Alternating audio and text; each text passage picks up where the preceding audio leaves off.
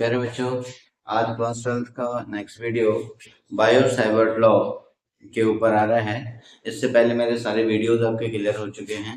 मैंने इसके lecture number 1 और लेक्चर नंबर 2 डिसाइड किया था, बनाया था, जिसमें था फर्स्ट लेक्चर था इंट्रोडक्शन, यानी मैग्नेटिक फील्ड का प्रोडक्शन इलेक्ट्रिसिटी की वजह से कैसे हुआ वो बताया था, और कुछ बेसिक लॉ बताए थे कि हैंड्स का रोल कहाँ कहाँ पे यूज होते हैं। और सेकंड में मेरा था बेसिकली 4 लॉ के ऊपर डिपेंड था। वो था Fleming's left hand rule, Fleming's right hand rule, right hand palm rule and thumb rule. ये कहाँ पे लगते हैं इसके बारे में मैंने पूरे डिटेल में आपको एक्सप्लेन किया था। आज उसी सीक्वेंस में नया टॉपिक है बायो साइबर लॉ, जो बहुत इंपॉर्टेंट है। और इसी के साथ ही आज इसको स्टार्ट करते हैं। होप दैट आपकी पढ़ाई अच्छी चल रही होगी। हाँ बच्चों, कल मैं देख रहा था कि एक टेंटेटिव डेट शीट भी आ चुकी है क्लास 12 की टेंटेटिव पॉसिबिलिटी यही है कि उसी में हो जाएंगे, और उसको लास्ट में वेरीफाई करना बाकी है। दिया है सीबीएसई के थ्रू ही, और जिसमें से क्लास 12 के पेपर्स 18 से स्टार्ट हो रहे हैं, और 18 फरवरी, और क्लास 10 के 17 फरवरी से स्टार्ट हो रहे हैं। तो इसलिए आप पढ़ाई करते रहें, और आपका रिजल्ट अच्छा आए, इस कामना के साथ मैं फिर से स्टार्ट करता हूँ बायो साइबर लॉ।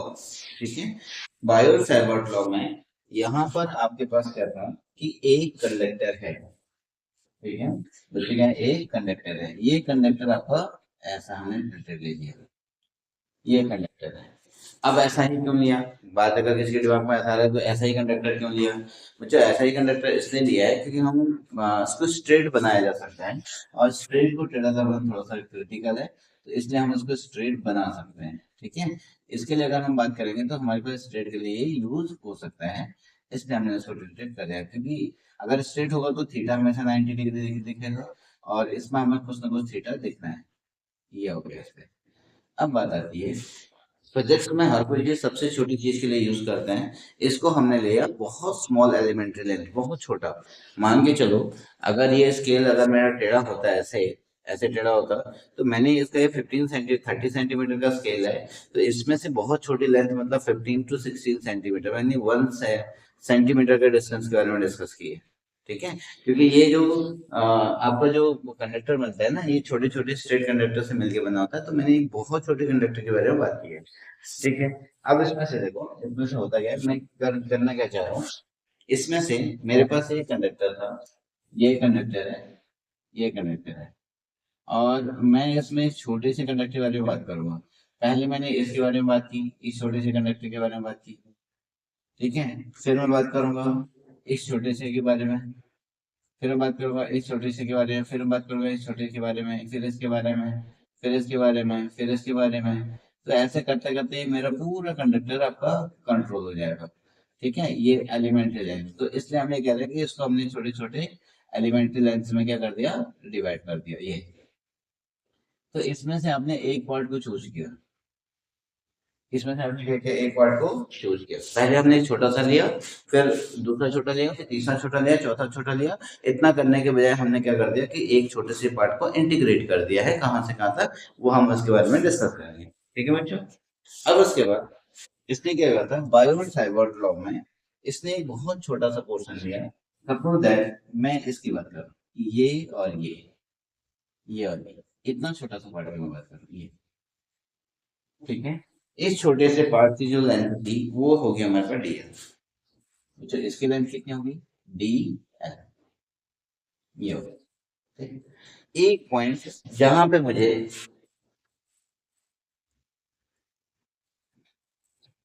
एक पॉइंट मिलेगा, मान के चलो वो ये पॉइंट है, मुझे इसमें थीटा भी बनाना है, वो ये पॉइंट है।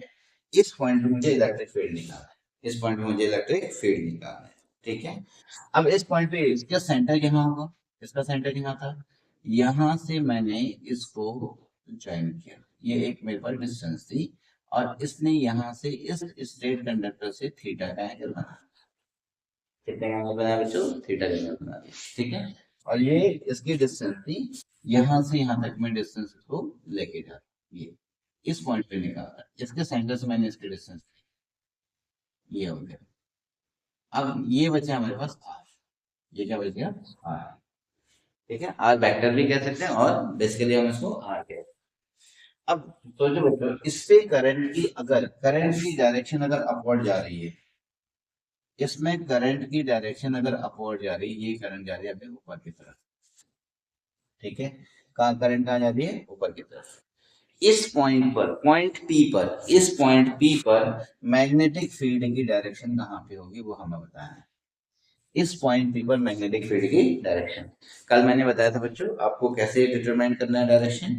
कल मार्कर से हो सकता है छोटा दिखे, ये स्केल अगर आपको दिख रहा है तो ये कंडक्टर था, इस पे आपने अंगूठा रखा और ये जहां की तरफ जा रहा है वो आपका मैग्नेटिक फील्ड होगा। अब यहाँ पे देखिए, इसके कंडक्टर में इस छोटे से मैंने अंगूठा रखा और यहाँ पे कहाँ की तरफ गई, कहाँ की तरफ गई, अंदर की तरफ, ये अंदर की तरफ। तो अंदर की तरफ के लिए एक सिंबल बनाया था मैंने, जिसका नाम था ये ऐसा symbol.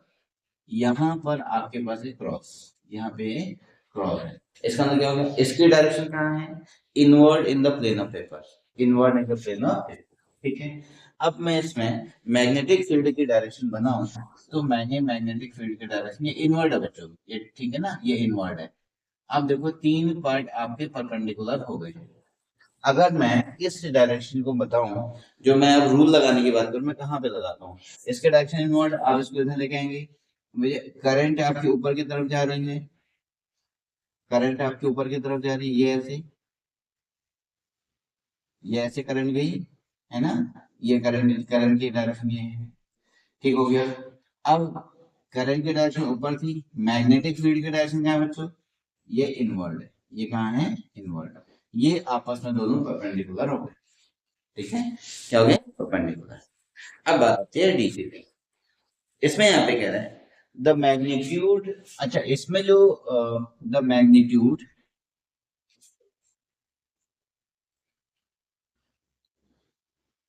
The magnitude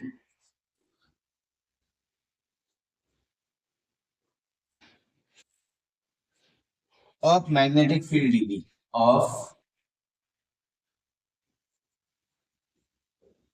magnetic field dB, the magnitude of magnetic field dB, magnetic field d,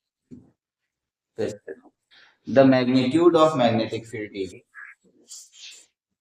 is proportional to the, is proportional to the, is proportional to the, proportional to the, इसका जो मैग्नेटिक फील्ड है वो proportional है, first,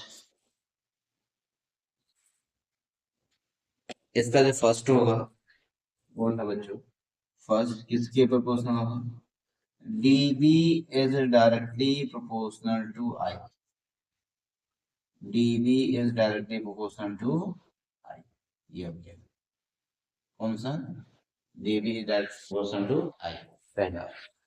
फिर दूसरा cancel है, दूसरा part, दूसरा पार्ट है dB is directly proportional to dl, जितनी लेंथ बढ़ाएंगे उतना आपका मैग्नेटिक फील्ड बढ़ता चला जाएगा। तीसरा पॉइंट है, तीसरा पॉइंट है आपके पास dB is directly proportional to I हो गया, dl हो गया r, inversely proportional to r। पहला dB is proportional to I, दूसरा है dB is proportional to dl, और तीसरा है dB is proportional to d। इसने इतना कहा, ठीक है। अब उसमें एक और फोर्थ मैं इसमें और जोड़ दूं, तो फोर्थ वन में जोड़ दो, इसमें ये भी आएगा, तो dB is directly proportional to sin theta. अगर थीटा बढ़ेगा तो, अगर थीटा बढ़ेगा तो साइन थीटा की वैल्यू भी बढ़ती है, तो मैग्नेटिक फील्ड भी बढ़ेगा, अगर थीटा घटता है तो मैग्नेटिक फील्ड भी कम होगा, ठीक है। ओके, अब इन सबको एक साथ करना है, then dB is proportional to, dB is proportional to IDL, IDL sin theta upon r square, IDL sin theta upon r square, ठीक है। अब मैं इसको एक बार और, तो dB इक्वल टू, जब मैं इसको उठाऊंगा कुछ कांस्टेंट ऑफ प्रोपोर्शन लगाऊंगा तो ये कितना है, म्यू नॉट अपॉन 4 पाई, और ये बचेगा I dl sin theta upon r square. ये आ गया आपके पास, that's dB is equals to mu naught upon 4 pi, mu naught upon 4 pi I dl sin theta upon r square। ये आ गया बच्चों। इसकी डायरेक्शन कहाँ है, inward in the plane of paper, inward in the plane of vapour.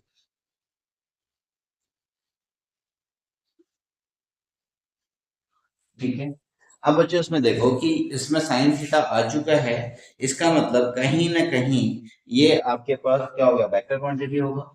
अब vector quantity होगा तो यहाँ पर ही किस किस के इक्वल हो सकता है, तो वो हमें बताना होगा। डीएल भी आपके पास अच्छा, इसमें डीएल भी जो है वो, हाँ, in vector notation, in vector notation,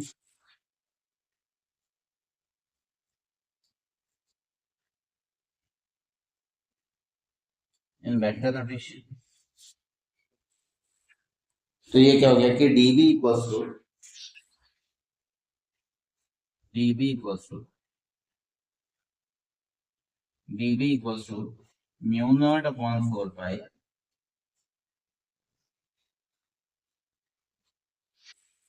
dB equals to mu naught upon 4 pi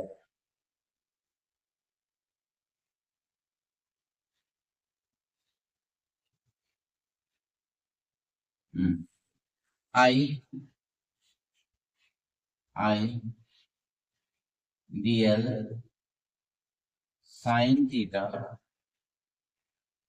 r vector upon r cube upon r। ठीक है, तो अब इसको मैं सॉल्व करूंगा तो कितना हो गया, तो dB equals to, so dB equals to, so dB is equals to mu naught upon 4 pi, mu naught upon 4 pi I into dl और cross of r vector equals to r cube. ये इसका vector notation होगा, ये बस। ठीक है, अब this is the in vector notation. हाँ बच्चे, ये अब उसके बाद नेक्स्ट कंडीशन आती है, यहाँ पे म्यू नॉट अपॉन 4 पाई है क्या, constant of proportionality. here mu naught upon 4 pi equals to constant of proportionality।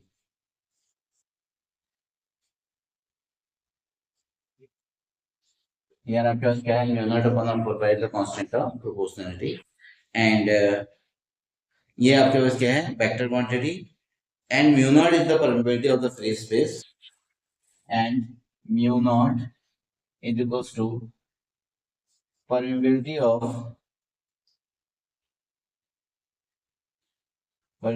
of free space, mu naught equals to permeability of the free space, and having mu naught equals to 4 pi into 10 raised power minus 7। कितना, इसकी value कितनी होगी, 4 pi into 10 raised power minus 7। ये हो गया weber पर ampere metre. इसकी unit क्या होगी, वेबर पर एम्पियर मीटर। ठीक है बच्चों, ये हो गया mu naught equals to 4 pi 10 raise power minus 7, 10 raise power minus 7 और वेबर एम्पियर मीटर। ठीक, अब जो डायरेक्शन ऑफ पीवी है, ठीक है, इसकी जो डायरेक्शन है, डायरेक्शन ऑफ पीवी मैंने तो लिख तो दिया है यहाँ पे, तो इसकी जो डायरेक्शन होगी, डायरेक्शन ऑफ डीबी, वह आपके पास perpendicular to the perpendicular to the ideal and r vector, इन दोनों के परपेंडिकुलर। ठीक है, इन दोनों के परपेंडिकुलर है। होप दैट ये आपको समझ में आया होगा। और अगर इसमें कोई दिक्कत होती है तो आप मुझे प्लीज कमेंट बॉक्स में मेंशन करें, तो मैं उसको नेक्स्ट वीडियो में इम्प्रूव करूंगा और नेक्स्ट वीडियो में क्लेरिफाई करके फिर एक से आपको आपके सामने देता हूँ। ये समझ में आ गया होगा। मैं फिर से बोल रहा हूँ, मैंने इसमें क्या क्या किया है। पहले मैंने एक छोटा सा कंडक्टर लिया ए और बी, उसका एक बहुत छोटा सा एलिमेंट्री लेंथ लिया ये वाला, और इसमें से इसके सेंटर से इसने एंगल बनाया थीटा, और एक पॉइंट लिया जहाँ पे मुझे मैग्नेटिक फील्ड को डिटरमाइन करना है, और उसके बाद उस पॉइंट पे मैंने करेक्टराइज कर दिया। तो बायो साइवर्ट लॉ में क्या कहते हैं, जो मैग्नेटिक फील्ड का जो मैग्नीट्यूड होगा वो आपके किसके प्रोपोर्शनल होगा। एक तो फर्स्ट, जितना ज्यादा हम करंट देंगे उतना ज्यादा मैग्नेटिक फील्ड प्रोड्यूस होगा। दूसरा, जितनी लेंथ बढ़ाएंगे उतना मैग्नेटिक फील्ड प्रोड्यूस होगा। जितने डिस्टेंस पे रखेंगे उसका इनवर्सली प्रोपोर्शनल होगा। और जितना हम उसका थीटा बढ़ाएंगे, एंगल बढ़ाएंगे, उतना ही ज्यादा प्रोपोर्शनल होगा। तो इन सबको एक साथ रखते हैं तो mu naught B equals to mu naught I D upon of sine theta. अब ये आपके पास एक फॉर्मूला आ चुका है, जो आपका किसका मैग्नेटिक फील्ड का फॉर्मूला है। जो किसका फॉर्मूला है, मैग्नेटिक फील्ड का फॉर्मूला है। ये कितना हो गया, आइडियल इक्वल्स टू, ये आपके पास इसमें आ गया, ये आपको फॉर्मूला। ठीक है, वैसे तो अभी इसमें इस डायरेक्शन में inward to the plane of paper है। अब फिर यहाँ पे क्या है कि वेक्टर नोटेशन में हमने इसको ऐसे लिखा, म्यू नॉट अपॉन 4 पाई क्या था, कांस्टेंट ऑफ प्रोपोर्शनलिटी, और म्यू यहाँ पे म्यू नॉट की value 4 pi into 10⁻⁷ weber per metre, और इसके डायरेक्शन जो थी वो आपकी आइडियल और बी आर के बीच में है। होप दैट इतना समझ में आया होगा। और वीडियो को पॉज करके आप इसको नोट्स बना लें। हाँ, चैनल को लाइक शेयर एंड सब्सक्राइब करना ना भूलें। आपका एक सपोर्ट ही मेरे लिए काफी है, और जो मुझे आपके लिए रेगुलर वीडियोस बनाने के लिए मोटिवेट करता करता रहेगा।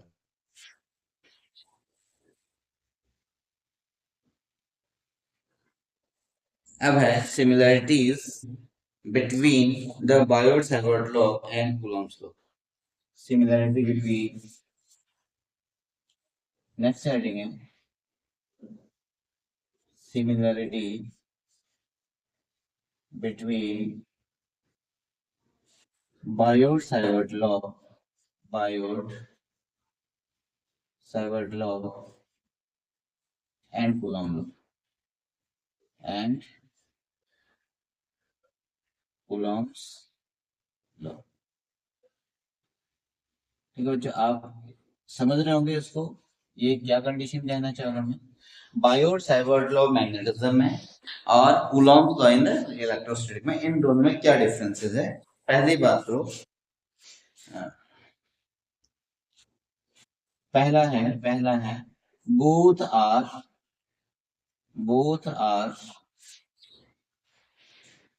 लॉन्ग रेंजेस, दोनों लॉन्ग रेंज में काम करते हैं। Long ranges, both are long range. अब इसमें एस क्यों है भैया ऐसा, S F is inversely proportional to R square. दोनों का दोनों में सेम ही कंडीशन है। अब दूसरा दूसरा पॉइंट है principle of superposition, principle of superposition.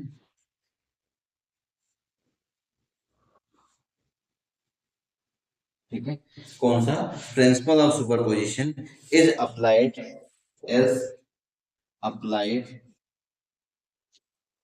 In both field, in both field, चाहे वो मैग्नेटिक फील्ड हो चाहे वो इलेक्ट्रिक फील्ड हो, दोनों के केस में क्या होता है, प्रिंसिपल ऑफ सुपरपोजिशन लगता है। मतलब सारे पॉइंट्स का सम कितना होता है, एक पॉइंट पे जितने भी फील्ड्स होंगे सबका सम 0 होगा। और फिर नेक्स्ट क्या है,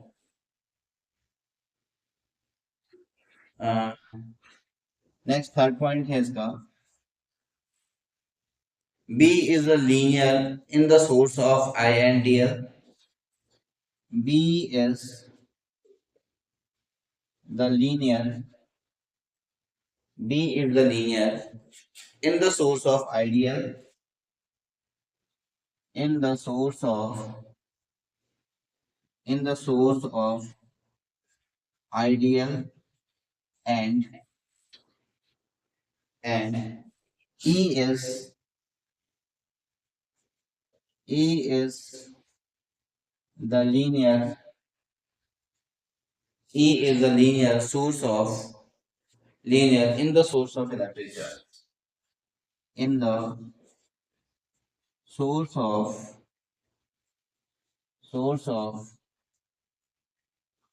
electric चार्ज। यहाँ पे आप देखिए इसमें क्या क्या मेन पॉइंट है आपके पास। पहली बात तो है कि दोनों लॉन्ग रेंज में है। दूसरा, प्रिंसिपल ऑफ सुपरपोजिशन को ये होल्ड करता है। और तीसरा है बी, जो है वो आपके पास बी है, आपके पास B is a linear in the source of ideal, in the source of, ये बचेगा आपके पास in the source of ideal. जैसे जबकि ई आपका जो लीनियर सोर्स है in the linear source of electric charge, ये इस पे है, in the source of electric charge. ठीक है, ये है इसके क्या थे, सिमिलरिटीज थे। अब हम चलते हैं इनके बीच में डिफरेंसेस में। डिफरेंसेस भी काफी अच्छे हैं। डिफरेंसेस नेक्स्ट में, differences between, differences between Biot-Savart law, Biot-Savart law and Biot-Savart law and Coulomb,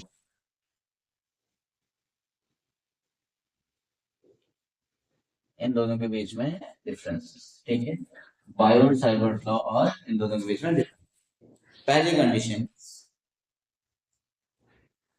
पहला है E is produced, E is produced due to the scalar, E is produced due to the scalar by a scalar force. Is produced, E is produced to the scalar source of Q, to the by a scalar source Q। ठीक है, यहाँ पे है B is B is produced by a vector source, by a vector source ideal। ठीक है, B जो होता है वो, ई जो है वो आपका चार्ज के ऊपर डिपेंड है, चार्ज से प्रोड्यूस हो रहा है, और वो वेक्टर से प्रोड्यूस हो रहा है, इसका नाम है आइडियल। सेकंड है E is the displacement vector, E is the displacement vector,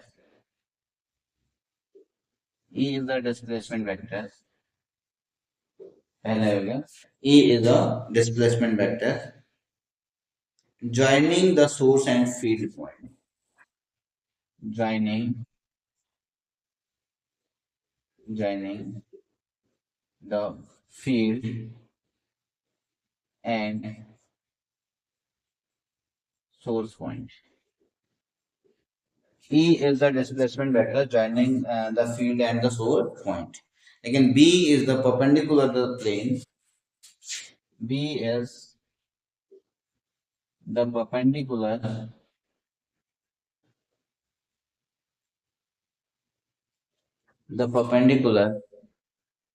B is the perpendicular to plane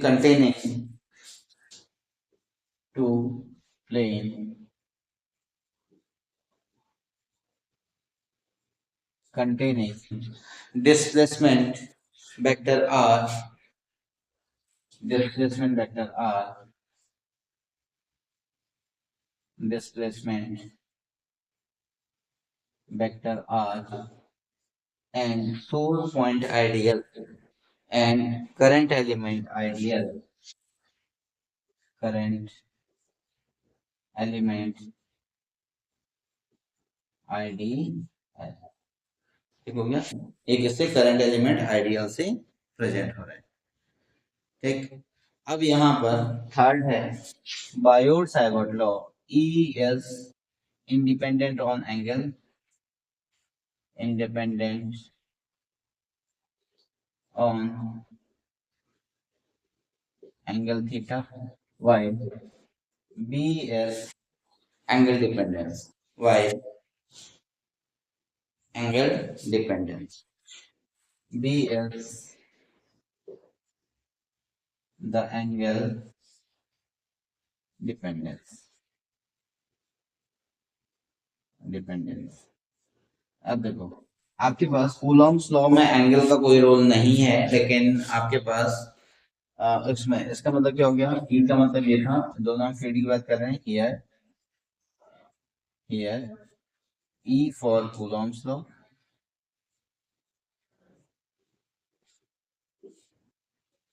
and B for Biot-Savart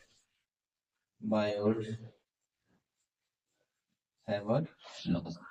ठीक है, ये आपके पास इसका डिफरेंसेस आ गए हैं, और होप दैट ये आपको समझ में आया होंगे बच्चों। ये आपका फर्स्ट पॉइंट है, ये भी आपका फर्स्ट पॉइंट है, ये आपका सेकंड पॉइंट है, ये आपका सेकंड पॉइंट है, ये आपका थर्ड पॉइंट है, ये भी आपका थर्ड पॉइंट है, और 3 पॉइंट इसमें हैं।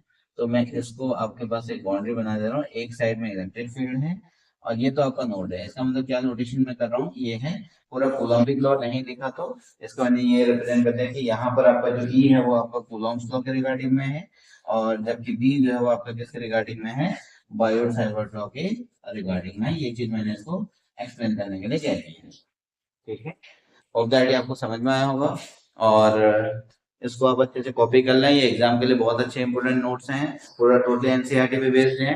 होप दैट ये समझ में आ रहे होंगे। हाँ बच्चों, पढ़ाई करते रहें, अभी भी होपलेस होने की जरूरत नहीं है, बहुत अच्छा टाइम है, बहुत कुछ कर सकते हो। बस आज से ही मान के चलो कि आप लोग फिर पढ़ना स्टार्ट करें तो सब कुछ आपको धीरे धीरे समझ में आने लग जाएगा। बाकी फिजिक्स की जहां तक बात है, तो मैं आपके लिए पूरा फाइनल तक पूरे वीडियोस एनसीईआरटी के ये क्वेश्चंस और जो इंपोर्टेंट एग्जांपल्स होंगे उनको भी कैरी करवा दूंगा। बस आपके सपोर्ट की नीड है, तो आप चैनल को लाइक शेयर एंड सब्सक्राइब जरूर कर रहे हैं। Okay, till then bye bye, फिर मिलते हैं नेक्स्ट वीडियो के साथ में।